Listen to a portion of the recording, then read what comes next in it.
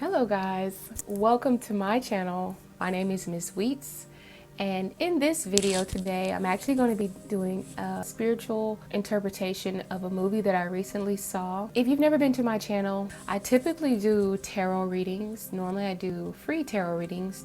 At this moment I'm just doing a little bit more of the pre-recorded tarot readings, probably zodiac readings, predictions month by month. But I was definitely called to do some sort of review over this movie because it has a lot of symbology in it, and because I'm a tarot reader, I'm very much into spirituality of all sorts, and I thought that this movie had a lot of nice little gems in it that related to myself and possibly other people who are into spirituality or other practices such as the occult or the craft or anything like that.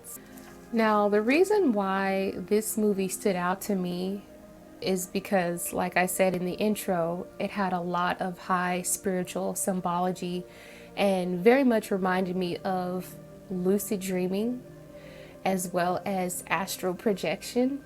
I have definitely had a lot of astral travel experiences as well as lucid dreaming. I don't necessarily do it as much anymore because I've kind of done it, and a part of me has sort of moved on from that phase in my life. But I definitely remember doing it a lot in my childhood and when very significant things were happening with me. If you have not seen this movie, even though I just gave you like a quick synopsis of the movie, if you haven't seen it and the movie sounds interesting, before you watch this video, I suggest that you pause and then go watch the movie and then come back to me because there's going to be a few spoiler alerts. So in the beginning of this movie, we start off with Nemo. She lives with her father in a lighthouse, and her father always has these very magical tales that he always tells her at bedtime. And a lot of the tales include how he and his friend named Flip go on a wondrous adventure in search of a magical pearl that can grant you any wish that you desire. So one night, Nemo has a dream that a giant squid attacks her father and drags him to the bottom of the deep sea. So squid are the spiritual representation of danger, clouded judgment, possibly greed, feeling overwhelmed, a threat, or breaking free from despair. Nemo was obviously very terrified and shaken by the nightmare that she just had, so she wakes up in terror. She gets up in search of her father, and instead she's met with one of the detectives from the island, and she informs Nemo that her father was lost at sea. So when this happens, Nemo is forced to live with her uncle. And her uncle, his name is Philip. He is he's a doorknob salesman. I looked up the symbology behind doorknobs, opening and closing of chapters used as secret doorways to transition, especially because they were definitely transitioning from one dream to another. There was even a scene where they were using the glove compartment of a car, of a vehicle, to transfer from one dream to another dream. On the first night of Nemo staying at her Uncle Philip's house, she has a dream that her stuffed animal named Pig, he can't talk, but he comes to life, he starts moving, and this really surprised her. And not only that, but the bed that she was sleeping in also came to life.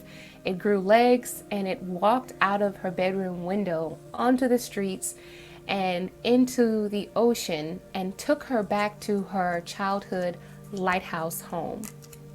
Now at her home, that's when she was met by the character Flip. Flip says, well, I'm looking for a special map that your dad and I had, and the map is going to take him back to finding this pearl. I'm just going to hit on a couple of things that really stood out to me in this dream and that had a lot of symbology behind it. The first thing that I wanted to talk about, and this is more of a kind of a personal experience, and I guess that's why it hit home for me, was when the death of Nemo's father really caused her dreams to become more lucid, because she wasn't having these dreams prior to the death of him, prior to him being lost at sea. And to me, I recognize this as a spiritual awakening.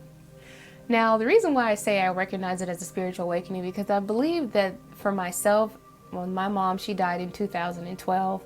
Now, sure enough, I was definitely having lucid dreams well before 2012, and I was able to astral project prior to my mother's death. But I don't want to say death, I'll say transition, because that's basically what it is. I definitely took notice that after my mother transitioned into the spirit world, I was able to lucid dream, astral project so much easier with no ease. I did it almost every night with no effort at all.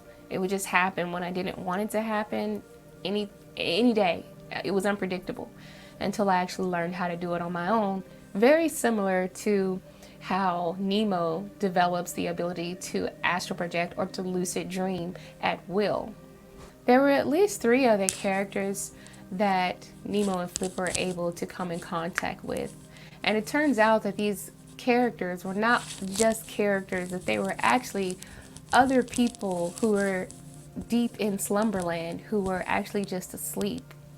And I'm going to get to what this makes me think of or imagine or question a little later. First, I'm going to go through some more things. There was a lot of symbology in each of the dreams. The very first dream, and the one that stood out to me the most, where they came across a salsa dancer. One that I noticed was the abundance of butterflies. Butterflies do symbolize transitions. Typically, butterflies represent the death card in tarot, or they can be symbolized as a different phase that you're entering into. So beginning a new phase and closing a chapter on the previous one. Now, even though the death card doesn't actually represent the physical death, in some instances, in very rare cases, it actually can represent that transition. But in this context, I use it as the transition from Nemo's waking life to the slumber world, and also the transition between one person's dream and into another dream. Throughout the night, when I have multiple dreams, my dreams, I don't necessarily have to go through a doorway, but I've noticed that I've had several dreams in a night and there was never really an ending.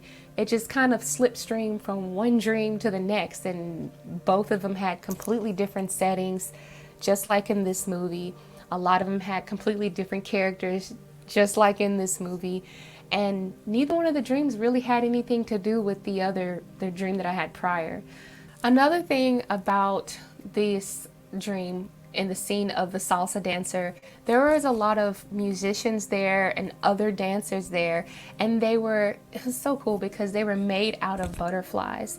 So because the dancers were literally constructed from hundreds of butterflies to make this image of a person playing a trumpet or doing a dance or even singing, you hear their voices and you see the limbs, but you can't make out the facial features. And this is definitely another thing that stood out to me, because in a lot of my dreams I can't quite make out the person's face, even though I know this character in my dream is supposed to be representing someone that I may personally know in my waking life.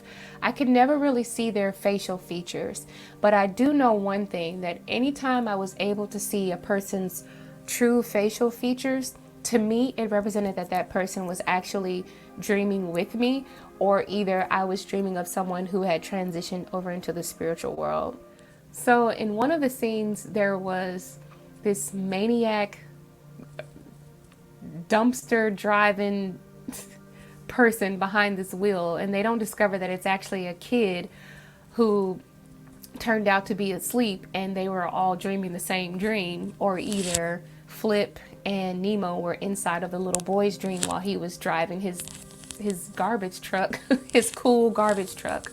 So I thought that was pretty peculiar, because just like I said, usually if I can see the person's facial features as if I'm looking at another person in my waking life, talking to them, having a conversation with them, usually that means that I'm actually there with that person. Now, if I can't see their facial features, it means that they're just a reconstruction of my subconscious of what they physically look like from what I can remember while I'm asleep. So I hope I explained that right. And in another scene, another person that they happened to slumber with or be in Slumberland with was a man who was from Canada who liked to ride on a goose, and him riding on the geese was like a symbol for freedom.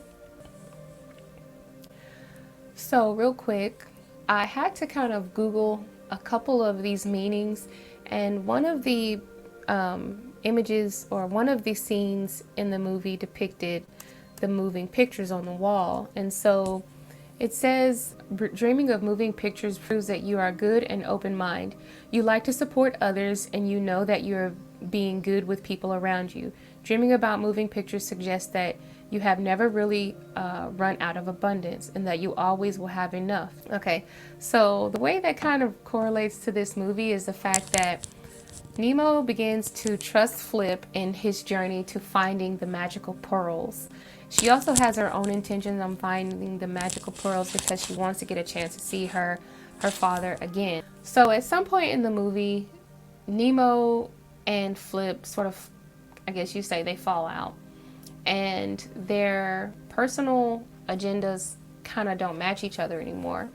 Nemo wants to go and find the pearls even more so than what Flip wanted to find the pearl for. Flip originally wanted to find the pearl because he wanted to remember who he was.